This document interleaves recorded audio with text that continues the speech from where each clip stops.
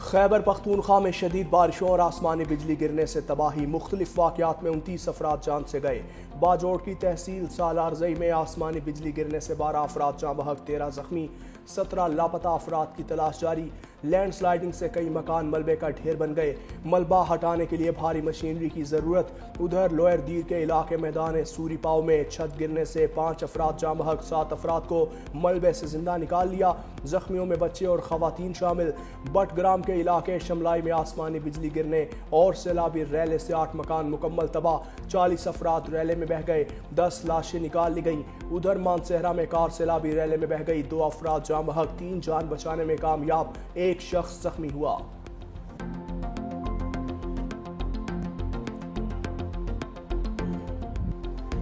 شدید بارشوں کے بعد سیلاب نے گلگت بلتستان اور آزاد کشمیر کا حلیہ بگاڑ دیا۔ مختلف حادثات میں 20 افراد جاں بحق، درجن سے زائد لاپتہ۔ غزر میں 8، دیامر میں 3 اموات ہوئیں۔ آزاد کشمیر کے دارالحکومت مظفر آباد میں کلاؤڈ برسٹ سے ایک ہی خاندان کے 6 افراد جاں بحق۔ موسلادھار بارشوں اور فلیش فلڈ سے ندی نالوں میں طغیانی۔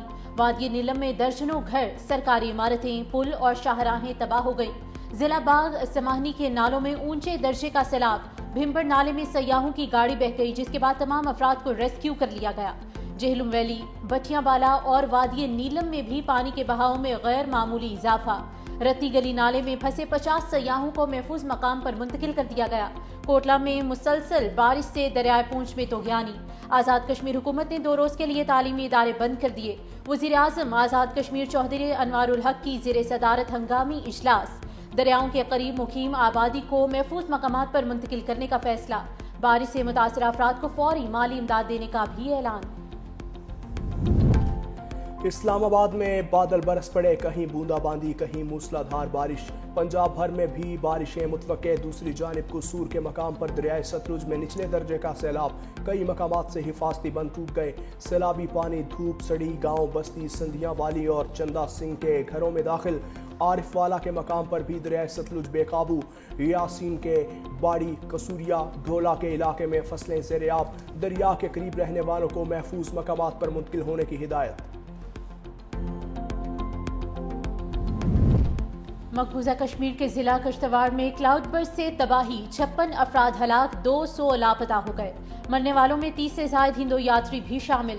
بھارتی میڈیا کے مطابق 40 لاشیں نکال لی گئیں۔ امدادی سرگرمیاں جاری، زخمیوں میں 30 کی حالت نازک۔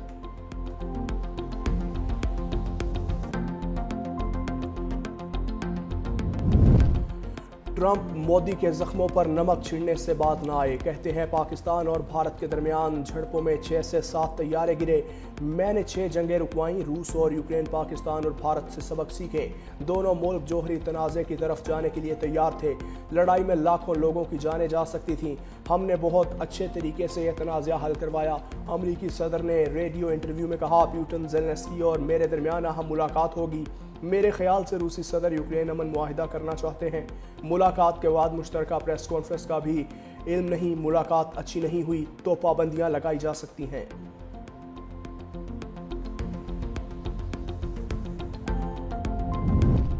صدر ٹرمپ اور روسی ہم منصب پیوٹن میں اہم ملاقات آج الاسکا میں ہوگی۔ 2021 کے بعد امریکہ اور روس کے صدور میں پہلی براہ راست ملاقات میں یوکرین جنگ سمیت اہم امور پر بات ہوگی۔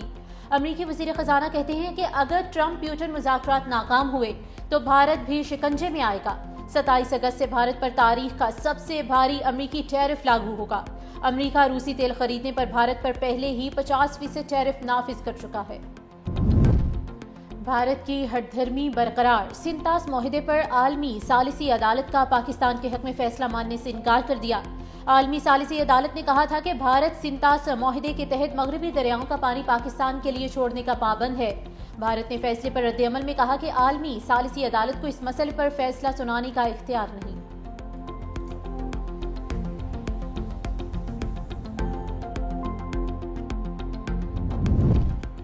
دبئی میں برج الخلیفہ پر سبز رنگ چھا گیا۔ مختلف ممالک میں پاکستانی سفارت خانوں میں جشن آزادی کی تقریبات۔ نیو یارک میں پاکستان کے مستقل مشن برائے اقوام متحدہ اور قونصلیٹ جنرل آف پاکستان کے زیر اہتمام تقریب کا انعقاد۔ پاکستان کے مستقل مندوب برائے اقوام متحدہ عاصم افتخار احمد، قونصل جنرل عامر احمد توزئی، پاکستان کے نائب مستقل مندوب سفیر عثمان جدون اور مشن کونسلیٹ کے افسران اور عملے نے شرکت کی۔ سعودی عرب، Abu Dhabi, London, Germany, Paris, Italy, Australia اور بیجنگ میں بھی یوم آزادی کے حوالے سے تقاریب، جشن آزادی کے کیک بھی کاٹے گئے۔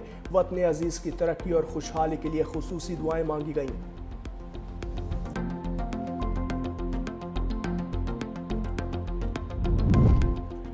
موڈیز کی ریٹنگ اپ گریڈ سے پاکستان کی معیشت پر عالمی اعتماد میں اضافہ۔ موڈیز کی جانب سے پاکستان کی کریڈٹ آؤٹ لک مثبت سے بڑھ کر مستحکم قرار دے دی گئی۔ بیرونی ذخائر میں بہتری اور قرض ادائیگی کی صلاحیت پر اعتماد میں اضافہ۔ IMF پروگرام کے تحت مالیاتی استحکام اور اصلاحاتی اقدامات میں پیش رفت کا اعتراف۔ SIFC کی پالیسیوں سے پاکستان کی عالمی ساکھ مضبوط، معیشت ترقی کی راہ پر گامزن۔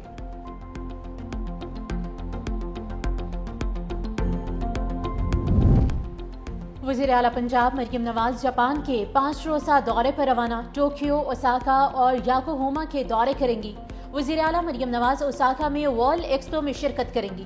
روانگی سے پہلے وزیر اعلیٰ پنجاب کی زیر صدارت خصوصی اجلاس۔ مریم نواز نے واٹر فلٹریشن پلانٹس کی تکمیل کے لیے 30 جون 2026 کی ڈیڈ لائن دے دی۔ وزیر اعلیٰ مریم نواز کا بعض پروجیکٹس کی تکمیل بروقت نہ ہونے پر اظہار ناپسندیدگی، گلیوں کی تعمیر و مرمت جلد مکمل کرنے پر زور دیا۔ بیوٹیفیکیشن کے تمام منصوبوں کی بروقت تکمیل یقینی بنانے کی ہدایت کی۔ کہا ترقیاتی منصوبوں کی ٹائم لائن اور تعمیراتی معیار کو مد نظر رکھنا بے حد ضروری ہے۔ گنج بخش فیض عالم مظہر نور خدا حضرت علی حجویری داتا گنج بخش کے عرس کی 3 روزہ تقریبات کا آخری روز۔ مزار پر حاضری کے لیے ملک بھر سے زائرین کی بڑی تعداد میں آمد، بڑی تعداد میں سبیلوں اور لنگر خانوں کا اہتمام۔ داتا دربار اور اطراف میں سیکیورٹی کے سخت انتظامات، شہر میں عام تعطیل ہے۔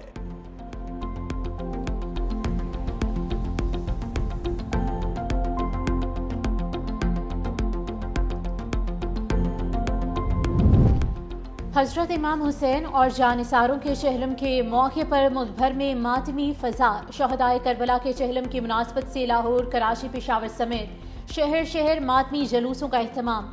کراچی میں ماتمی جلوس مقررہ راستوں سے ہوتا ہوا نشتر پارک پہنچے گا، جہاں مجلس بھی برپا ہوگی۔ لاہور کی حویلی الف شاہ سے برآمد ہونے والا جلوس کربلا گاہ میں شاہ پہنچ کر اختتام پذیر ہوگا۔ تمام چھوٹے بڑے شہروں میں بھی ماتمی جلوس مقررہ راستوں پر رواں دواں، سیکیورٹی کے سخت انتظامات، عزاداروں کے لیے سبیلوں کا بھی انتظام۔ دوسری جانب ٹریفک پولیس کے ناقص انتظامات اور راستوں کی بندش سے شہری پریشان۔